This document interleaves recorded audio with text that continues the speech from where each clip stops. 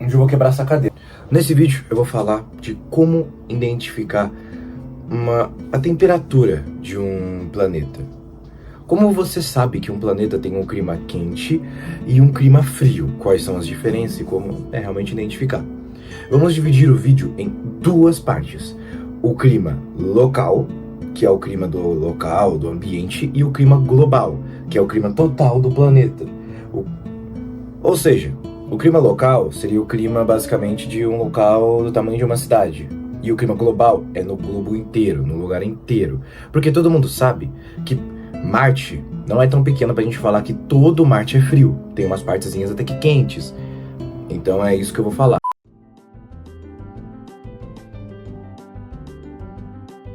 Começando pelo clima total, vamos começar com a coisa mais óbvia que faz um planeta ficar quente ou frio, que é a distância dele do Sol. A distância dele do Sol vai definir se ele vai ser muito quente ou muito frio. Podemos dar exemplo de Mercúrio, Vênus, Terra, Marte.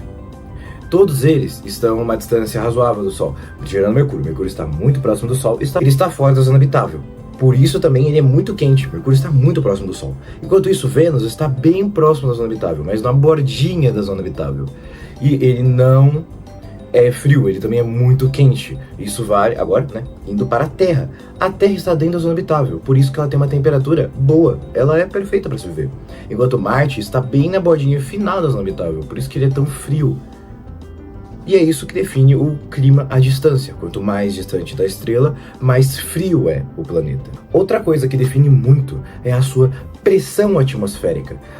Um exemplo é, Vênus é o planeta mais quente do sistema solar, não Mercúrio, mesmo que Vênus seja o segundo lugar do sistema solar. Isso vale por causa da sua pressão atmosférica, que é incrivelmente densa, 90 atmosferas terrestres. Por isso que lá é extremamente quente, nunca fica frio direito, é extremamente quente, tanto que é outra comparação interessante. A Lua também está dentro da zona habitável, igualmente a Terra, mas ela não tem nenhuma atmosfera basicamente, e isso também atrapalha. Quando você não tem nenhuma atmosfera, o calor, a retenção de calor não acontece. Para você que não sabe, a nossa atmosfera, ela consegue reter calor. Quando o Sol lança o calor dele, ao invés dele sair com tudo, a atmosfera prende uma parte do calor. Quanto mais densa ela é, mais o calor ela prende. Em Vênus, ela prende muito calor. Na Terra, ela prende o calor moderadamente. Na Lua, não prende o calor. Por isso que de dia faz muito calor na Lua. Muito calor mesmo, temperaturas acima de 100 graus. Porque lá não tem uma retenção de calor, lá todo o calor que tem pra fazer faz. Enquanto do outro lado, lado frio, faz muito frio, temperaturas de menos 100 graus. Igual um deserto durante o dia faz 40 graus, durante a noite faz menos 10. Só que a diferença da amplitude térmica da Lua é incrivelmente maior que um deserto. Por isso que mesmo que a Lua esteja na zona habitável da estrela, ela não tem um clima de zona habitável, porque ela não tem atmosfera. Até mesmo Marte tem retenção, porque Marte tem uma fina atmosfera, mas ainda existe. E todos os planetas com atmosfera têm uma retenção de calor. Quanto mais atmosfera, maior a retenção de calor. Também, outra coisa é a sua composição atmosférica. Variando da composição atmosférica que o planeta apresenta, o efeito estufa que é causado nele, que é a retenção de calor, pode ser maior ou menor. O melhor exemplo que está acontecendo aqui agora com a Terra, com as mudanças climáticas e aquecimento global. Isso acontece por causa de gases específicos que causam aquecimento global, que é o carbono, o metano, gases que prejudicam, porque eles aquecem muito mais do que, sei lá, oxigênio, nitrogênio. Por isso que é um gás mais complicado, sabe? Vênus mesmo tem, além de muita atmosfera, ele é muito composto por dióxido de carbono, enxofre, gases que são propensos a aquecer o planeta. São propensos a não tirar o efeito estufa de lá, não tirar o calor de lá, ele vai ficar lá. Por isso que a composição também é muito importante de um planeta. Se ele for composto puramente por oxigênio, como um exemplo, ele vai ter uma retenção, mas menos do um que é composto por apenas carbono. Sua inclinação importa um pouco em algumas áreas. Melhor exemplo, posso dizer, é dos 4 primeiros também, continuando com o de Mercúrio até Marte.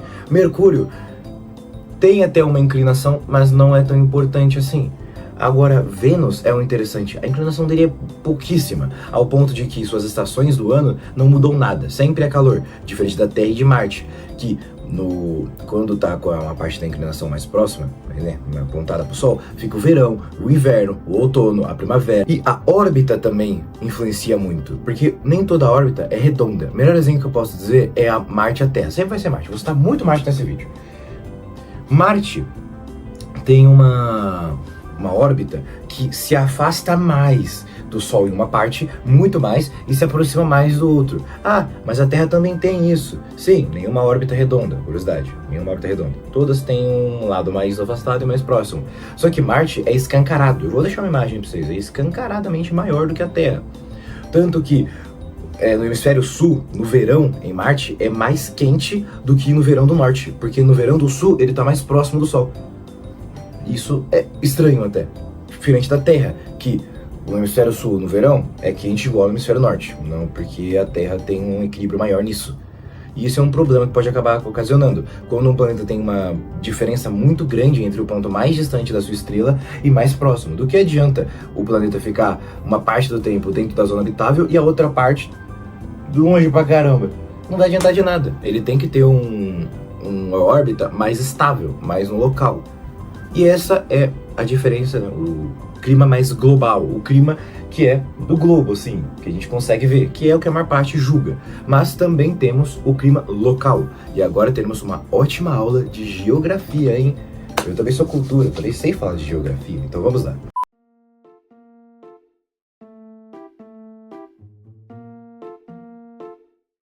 Do local, começamos com a latitude.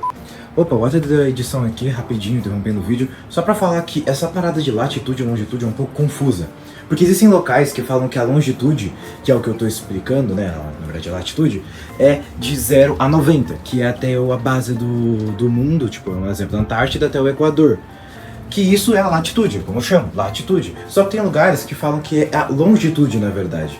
E isso deixa um pouco confuso.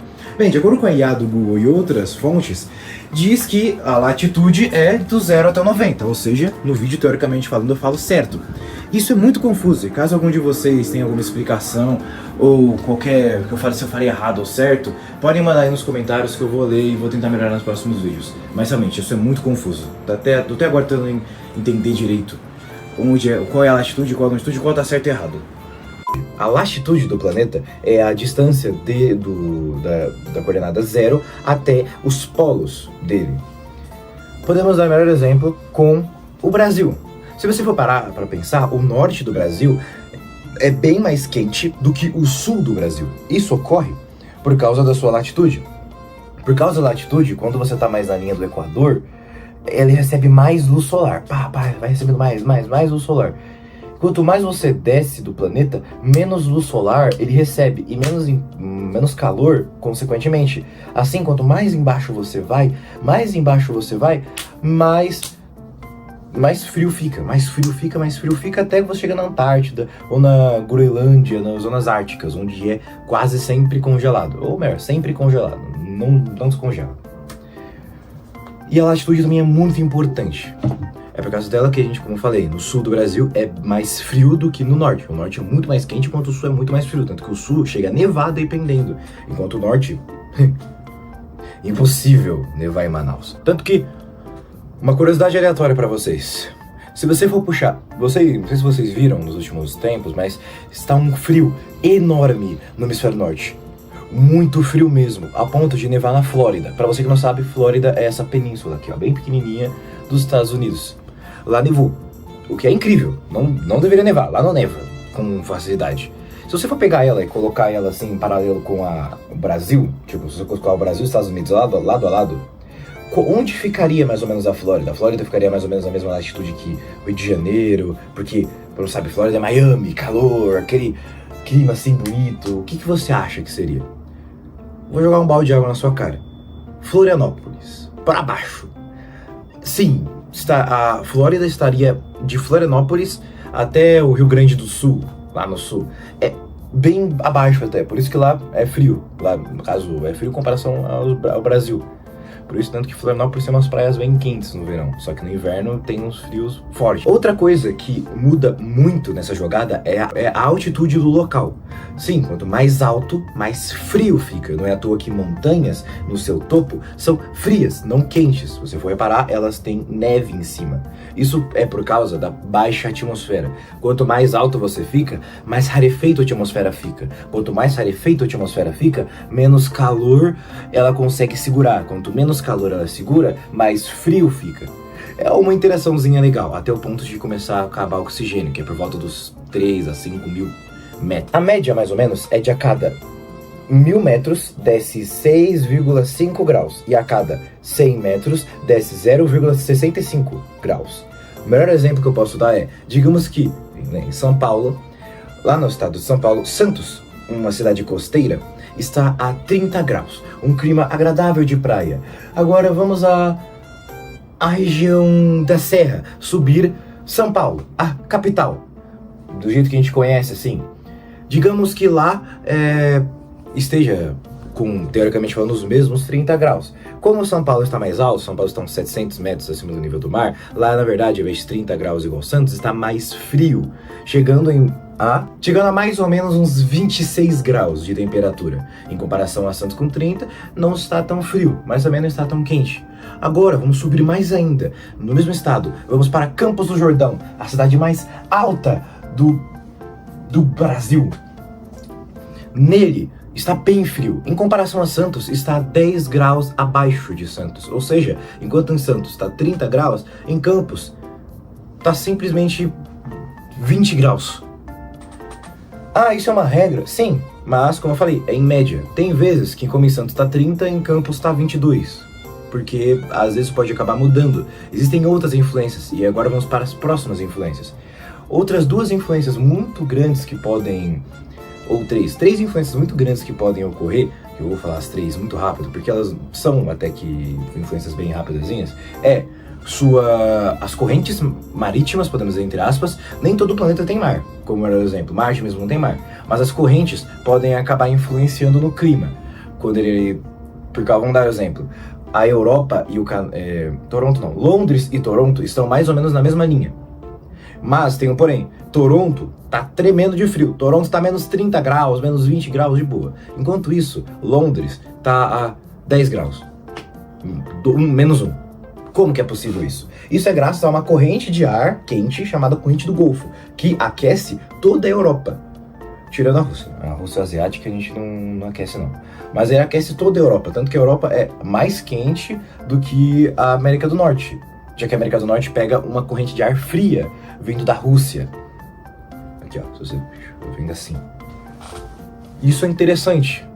Ou seja, correntes de ar influenciam muito. Outra coisa que influencia muito, que também tem envolvimento com essa corrente de ar, é se o clima é costeiro, litorâneo ou continental, ao meio do continente. O melhor exemplo que eu posso dar agora é o centro-oeste do Brasil, que o clima de lá é mais quente do que o clima, vamos dar exemplo, de São Paulo no litoral. Isso se deve porque quando o clima está dentro do...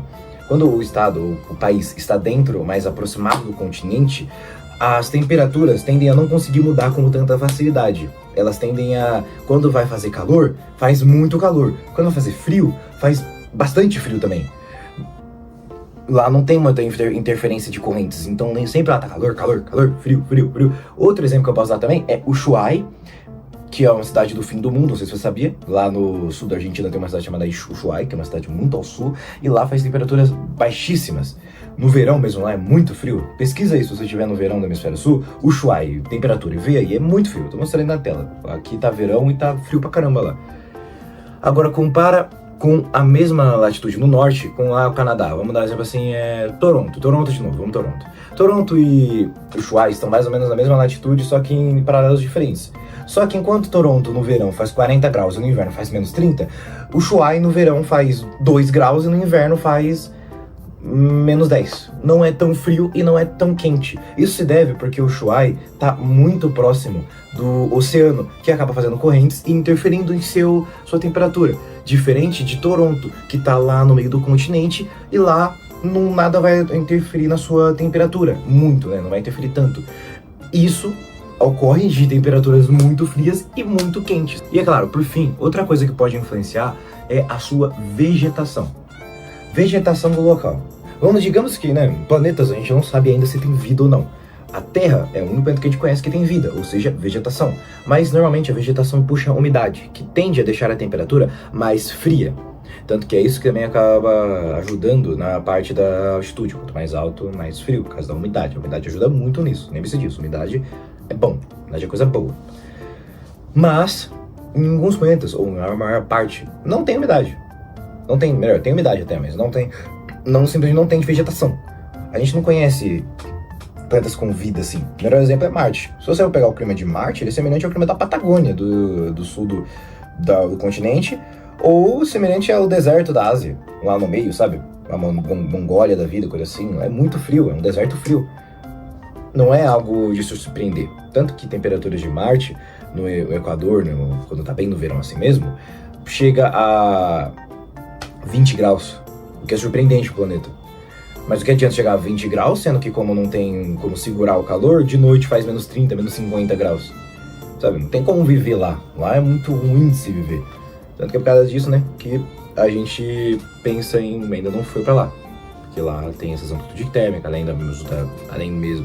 além também da sua atmosfera e também por causa do campo magnético. Mas isso aí é detalhe para outro vídeo. Bem, acho que é isso, se eu não estou enganado. E também tem a parte do relevo. Sim, eu falei de altitude, mas o relevo também influencia muito nas correntes. Tanto que, se você for pegar assim, existem os rios voadores que pegam pelas Cordilheiras dos Andes e passam aqui para o sul do Brasil.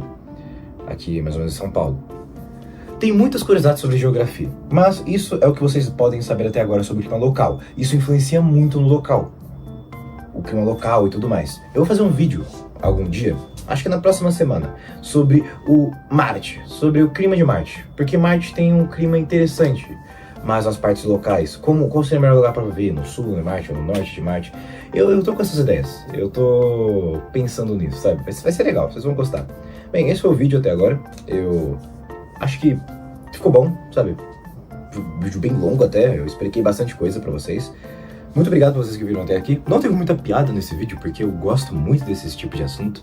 Sem piada não, eu tô estudando muito geografia, eu gosto muito de geografia. E não, esse canal não é de geografia, eu gosto de nação, de planeta, mas de vez em quando eu vou citar geografia porque os dois andam juntos. É incrivelmente como os dois andam juntos. A geografia de um planeta influencia no clima do planeta, que também influencia na nacionalidade, sabe? É tudo juntinho assim, tudo bonitinho. Então eu vou falar sobre isso também. É isso aí. Falou pra vocês, gente. Se cuidem e... É isso aí, se cuidem. Ficam bem. Ficam legal.